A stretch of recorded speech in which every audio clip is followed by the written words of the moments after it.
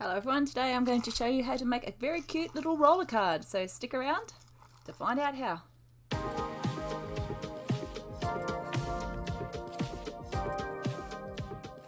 A roller card. I noticed I had a waterfall card on my channel that I showed but never any instructions, so wasn't quite fair, was it? I have this stamp set.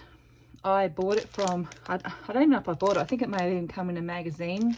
You know, you buy the craft magazines. So that's what I'm going to use today for stamps. You can choose any stamp, but you need to think about what your background is going to be and what your rolling element is that you want it to be. In this case, I want the little rolling element to be this bee. You also need to think about your colours and what pattern papers you might want to use with them. Aha, that one for sure. Okay, this is going to be the base of my card, and I'm going to make this card a long card rather than one that would be either like the 5 1/4 or your normal 4 by 6 inch card. So I'm going to make this one long and narrow. Where are we? 21 for a cut, and then 10.5 for a score. Not that one.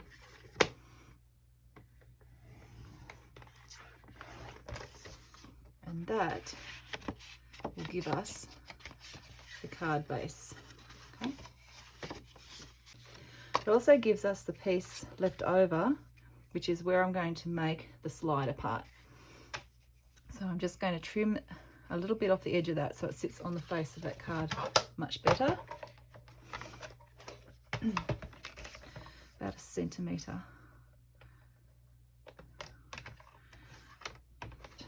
Bit of this yellow card, so again I'm going to have to cut this one down so that it fits inside, so that fits inside like so. The pattern paper so that it fits in as well.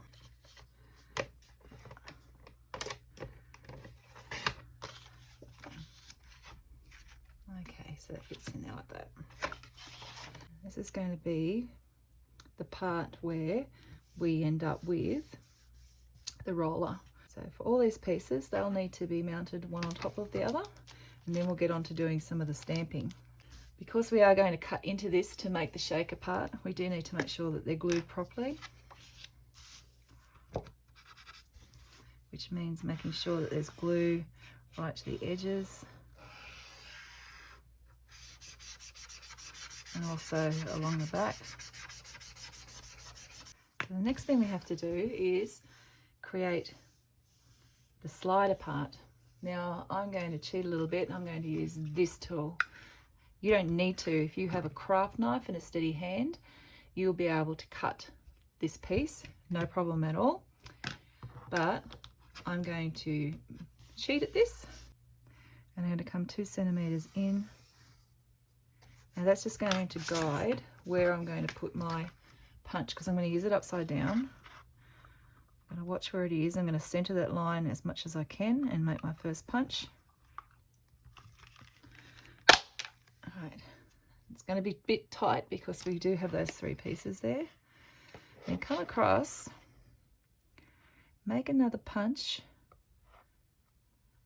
but line up with the other part.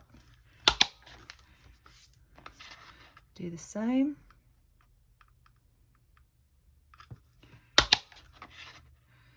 And again, and just finish up where you want that ending line to be. Okay, and there you have that part for your slider ready to go.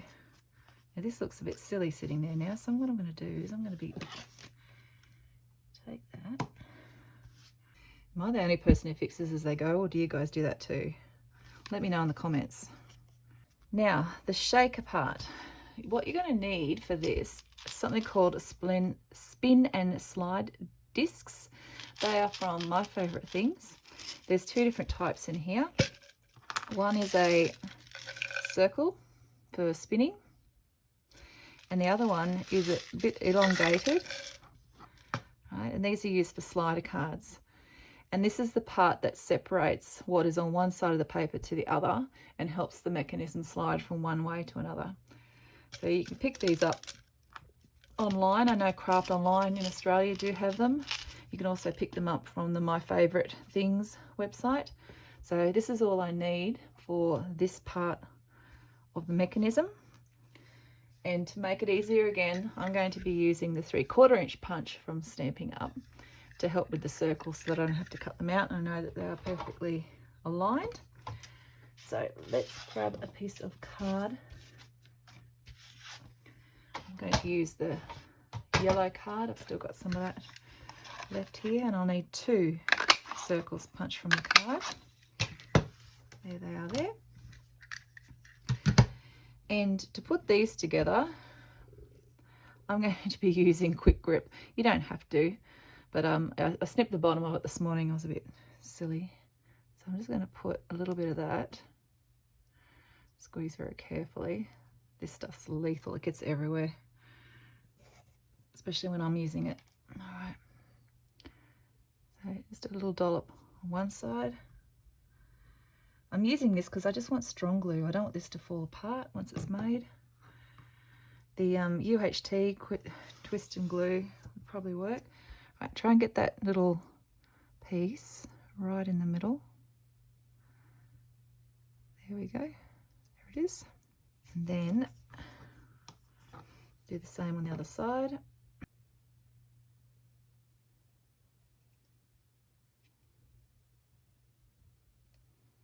I'm going to regret cutting the bottom of that. I reckon I'm going to lose it.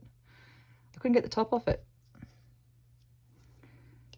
Top was stuck. Okay, so that in the middle there. Let's make sure it's lined up. So there you go. You're making this little wheel. Sorry, camera there. You're making that little wheel with that little piece right in the middle, because that's the bit that's going to sit in the piece that you've made here on the card and cause the roll to roll. So I'm just going to set that aside to dry while we look at this stamp set to consider our next steps here. So it's quite a lovely little one here, and I like this one because I love you. I think I might use that. Definitely want to use the little bee house because I want the bee to be moving towards little bee hive.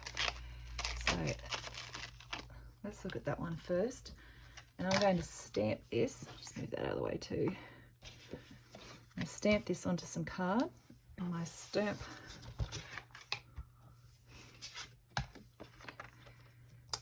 Stampaholic.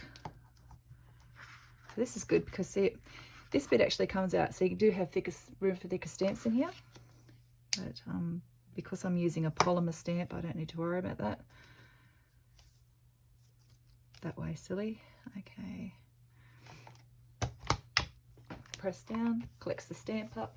I'm going to ink the other side, so I'm going to need some ink. I'm going to try some baked brown sugar. If I don't like this, I'll re-stamp again with another one. So just ink up.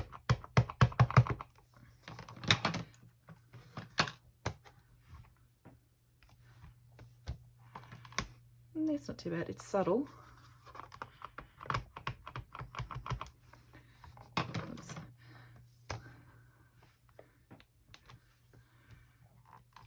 Not too bad.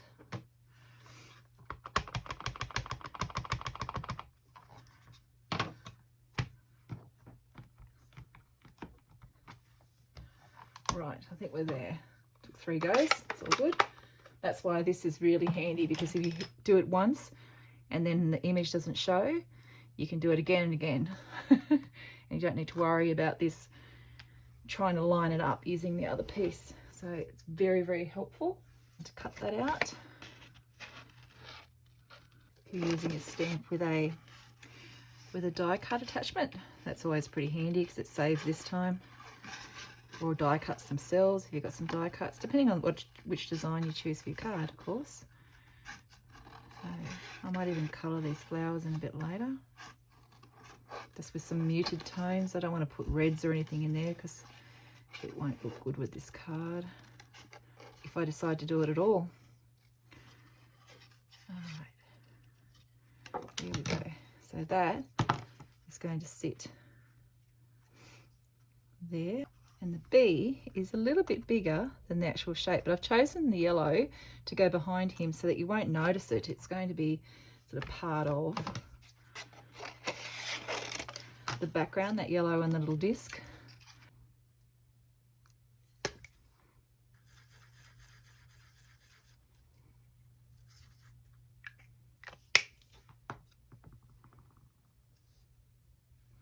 Just like so.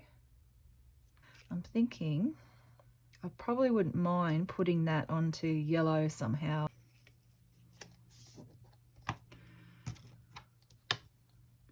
Put some more Versamark on it. Now while that's wet, put that out. I'm going to use this, and I do have some gold, hoping it's gold, embossing powder.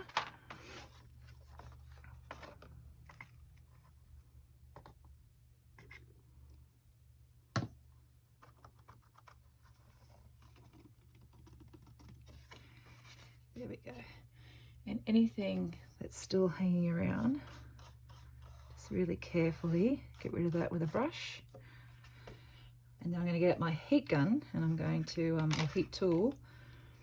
This is really handy too. So you pop out the little thing at the bottom, little plug. And then you use it to pour your embossing powders back in.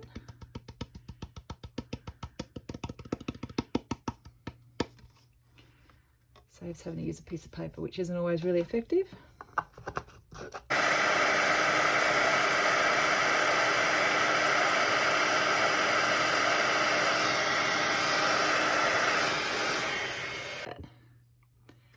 Bit of shimmer in that one. So let's cut that down. And at this end, I'm going to find just halfway.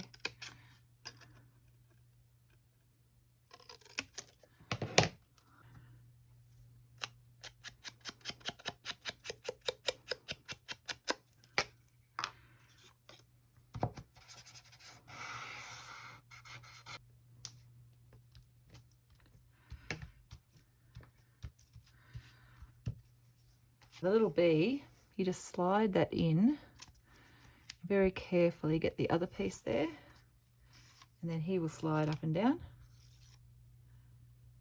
Now he's getting caught on this bit here, so off it comes.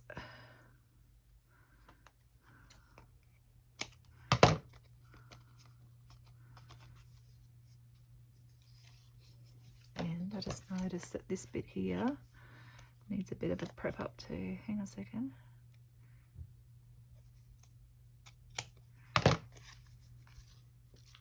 Right, he's moving a bit freer now. Okay.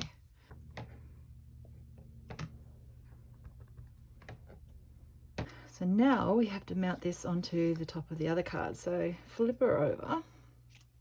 And if you don't have thick foam tape, then you will need some of this stuff called Magic Mount, which is just foam with adhesive on either side. So it's called Magic Mount. So I'm going to cut some strips of this Magic Mount card. You want to try and, obviously you're avoiding the wheel of the little, all right. It's a bit of a mess there on the other side. Let's get our card front back. And we need to take all the backing tape off these. And then you have got your interactive roller card. The theme that you choose for your roller card really depends on what resources that you have here at your house, or your craft stash. So I've just used a new set of stamp set that came with a craft magazine, so quite easily. The biggest thing is like I said, what background do you want and what part or what component do you want to roll. So in this case there, the little bee moving side to side, it makes it really look quite sweet. He moves up and down. Thank you for watching. Don't forget to give me a thumbs up if you like what I've done today, and leave me a comment to say hi. Also subscribe if you'd like to see more videos from me. You don't have to, but really appreciate it when you do. And keep creating, and I'll see you in the next one. Bye.